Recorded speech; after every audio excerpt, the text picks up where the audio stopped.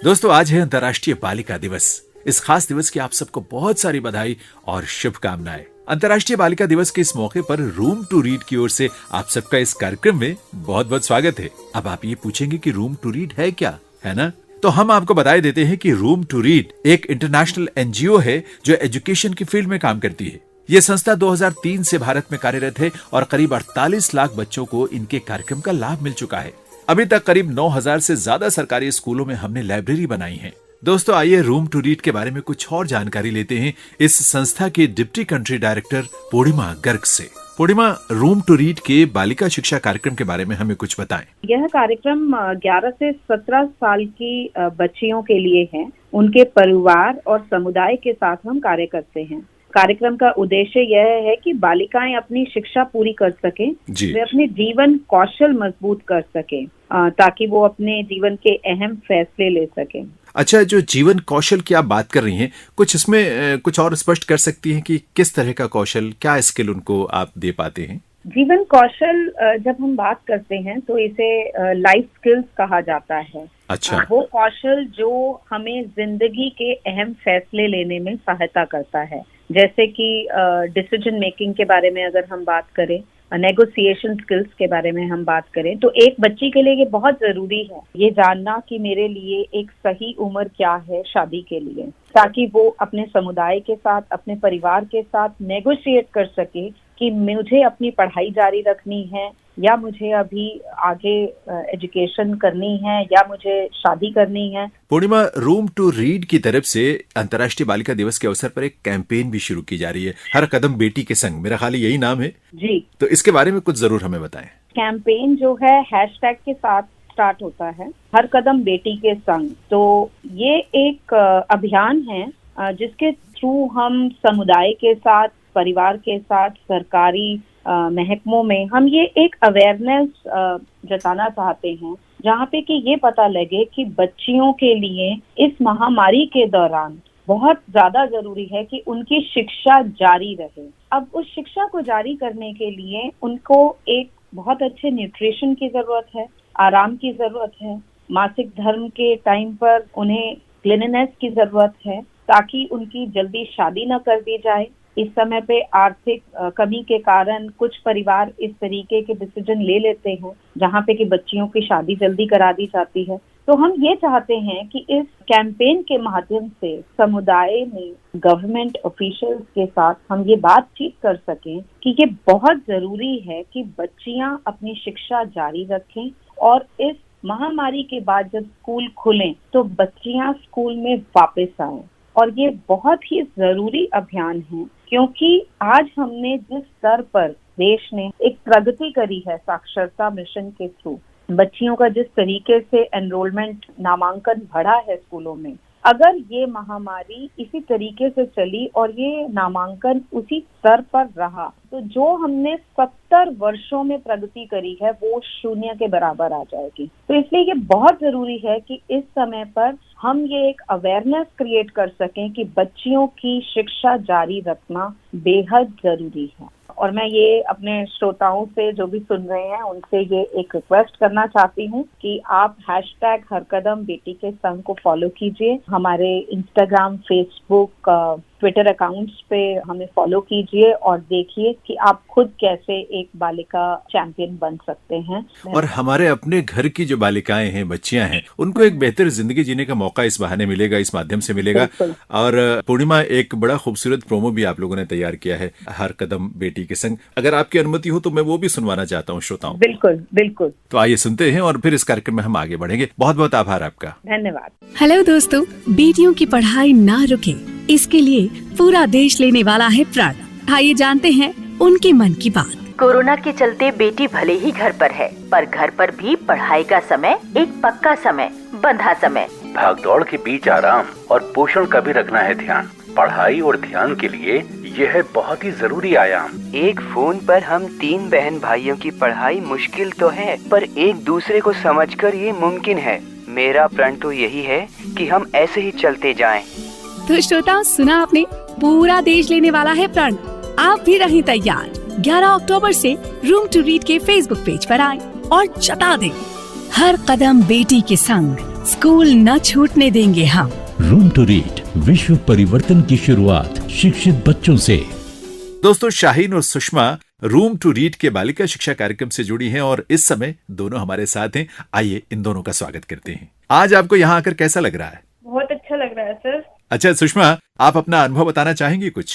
जी, बालिका शिक्षा कार्यक्रम जीवन कौशल सत्र में मैंने काफी कुछ सीखा है, जैसे पढ़ाई के लिए टाइम टेबल बनाना और अपने निर्णय स्वयं लेना, भविष्य की योजना बनाना और अपनी बातें अच्छे से रख पाना। इन सब से मुझे काफी सहायता मिली है और मैं आज कॉन्फिडेंट लड़की बन पाई हूँ। कॉलेज की पढ़ाई भी कर रही हूँ। बहुत अच्छा। चलो हम बात करते हैं स्वाति जी से, जो कि रूम टू रीड कार्यक्रम को सपोर्ट करती हैं। Swati ji, room to read बालिका कार्यक्रम और बीएई सिस्टम के पार्टनरशिप के बारे में हमें कुछ जरूर बताएं। बीएई सिस्टम दुनिया की सबसे बड़ी एरोस्पेस एंड डिफेंस कंपनीज में से है। हम उच्च तकनीक के रक्षा उपकरण बनाते हैं। हमारा ये मानना है कि हम जिस भी समुदाय में काम करते हैं उसकी प्रगति के लिए हम भी जिम्मेदार हैं। भारत में प्रधानमंत्री जी के बेटी बचाओ बेटी पढ़ाओ कार्यक्रम से जुड़कर हम रूम टू रीड संस्था के साथ साझेदारी में 300 बच्चियों को सपोर्ट कर रहे हैं। हमारा ये विश्वास है कि इस प्रोग्राम में साक्षरता और लिंग समानता को बल मिलेगा। इस प्रोग्राम में हम 8वीं से 12वीं कक्षा की छात्राओं को लाइफ स्किल्स की ट्रेनिंग देते हैं। इसके जरिए हमारी ये कोशिश रही है कि ज्यादा से ज्यादा बच्चियां स्कूल की पढ़ाई पूरी करें और उन्हें विपरीत परिस्थितियों के कारण पढ़ाई अधूरी न छोड़नी पड़े। ये गर्ल्स प्रोग्राम हम 2017 से सपोर्ट कर रहे हैं। हमें ये देखकर बहुत संतोष होता है और खुशी भी होती है कि ये बच्चियां साल दर साल आगे बढ़ते हुए न केवल अपने स्कूल की पढ़ाई पूरी कर रही हैं, बल्कि अपने भविष्य को उज्जवल बनाने के लिए जागरूक भी हैं। बहुत बहुत आभार स्वाति जी आपका इस जानकारी के लिए। शाहीन, आप बताना चाहेंगे कि किस प्रकार जीवन कौशल सत्र में सीखी गई जानकारी आपके निर्णय लेने में सहायक रही है? जी, मैंने जीवन कौशल के सत्र में सीखा लक्ष्य निर्धारण करना, छोटे और बड़े दोनों ही। मैंने अपनी बातों को रखने के कौशल को सीखा। इन 2 सत्रों और भविष्य के योजना वाले सत्र में सीखी गई बातों और एसएम दीदी की मदद से मैंने निर्णय लिया कि मैं एयरफोर्स का हिस्सा बनना चाहती हूँ। जीवन कौशल के सत्रों में सीखी गई बातों ने मुझे इस निर्णय को लेने में मदद की। दोस्तों, हम आपको बता दें कि एसएम दीदी का मतलब है सोशल मोबिलाइजर, जो रूम टू रीड और गर्ल्स स्कॉलर के बीच की एक मजबूत कड़ी है और ये उनकी मेंटोर होती हैं, जिनसे गर्ल्स स्कॉलर्स अपने मन की बात करते हैं और ये लाइफ स्किल्स ट्रेनिंग देने के अलावा समय समय पर होम विजिट भी करती हैं गर्ल्स स्कॉलर्स के। अब हम आपको मिलवाते हैं एक बहुत ही खास मेहमान से जो फाइटर पायलट रह चुके हैं, उनसे ही बात करते हैं। सर, बहुत बहुत स्वागत है आपका। मैं एयर मार्शल दिनेश कुमारिया हूँ। मैं भारतीय वायुसेना में करीब 40 साल तक एक फाइटर पायलट के तौर पर कार्यरत था। मैं vice chief of air staff के पद से एयर मार्शल के रैंक पर रिटायर हुआ। रिटायरमेंट के बाद मैंने ब्रिटिश एरोस्पेस सिस्टम को एक मिलिट्री एडवाइजर के तौर पर ज्वाइन किया। बीएई सिस्टम की एक खासियत है, यह विशिष्टता है कि बीएई के एयरक्राफ्ट इंडियन एयरफोर्स के साथ उनके पूरे 88 साल के इतिहास के साथी रहे हैं। मुझे बहुत गर्व है अपनी कंपनी पर, जिसके जैगुआर एयरक्राफ्ट को मैंने अपने एयरफोर्स करियर में सबसे ज्यादा उड़ाया, करीब 34 साल तक। क्या बात है सर, कमाल की बात है। एयर मार्शल दिनेश कुमारिया जी, आर्म्ड फोर्सेज या डिफेंस में कैसे नौकरी की जा सकती है, ये जानकारी हम सबको जरूर दें। जी, ये बहुत अच्छी बात है कि आजकल लड़कियां एयरफोर्स ज्वाइन करना चाहती हैं। आज लड़कियों के लिए एयरफोर्स की सारी ब्रांचेस खुल गई हैं। आपने फाइटर स्ट्रीम की फ्लाइट लेफ्टिनेंट भावना कांत, अवनी चतुर्वेदी और मोहना सिंह के बारे में सुना होगा, जो MiG-21 एयरक्राफ्ट की पायलट होने के लिए न्यूज में काफी आई थी। जी, फ्लाइट लेफ्टिनेंट शिवांगी सिंह भारत में हाल ही में आए रफाल फाइटर एयरक्राफ्ट की भी पायलट होंगी। 3 दिन पहले एयरफोर्स डे पर स्क्वाड्रन लीडर मिंटी अग्रवाल को एयर चीफ द्वारा युद्ध सेवा मेडल प्रदान किया गया, जो बहुत ही गर्व की बात है और इस बात को प्रमाणित करती है कि सपनों की कोई सीमा नहीं होती। एयरफोर्स एकेडमी को ज्वाइन करने के लिए लड़के और लड़कियां दोनों ही air force combined admission test AFCAT की परीक्षा दे सकते हैं। ये साल में 2 बार होता है, अप्रैल और सितंबर में। जो इस परीक्षा में सफल होते हैं उन्हें सर्विसेज सिलेक्शन बोर्ड यानी एसएसबी इंटरव्यू के लिए बुलाया जाता है। एसएसबी में सफल होने के बाद एक मेडिकल टेस्ट होता है। इसे क्लियर करने के बाद एयरफोर्स एकेडमी को ज्वाइन करने के लिए फाइनल ऑफर लेटर दिया जाता है। ये तो बहुत अच्छी जानकारी आपने दी है सर। मैं चाहूंगा कि ज्यादा से ज्यादा लड़कियां इस बार हमारी बातचीत को सुनकर फॉर्म जरूर भरें।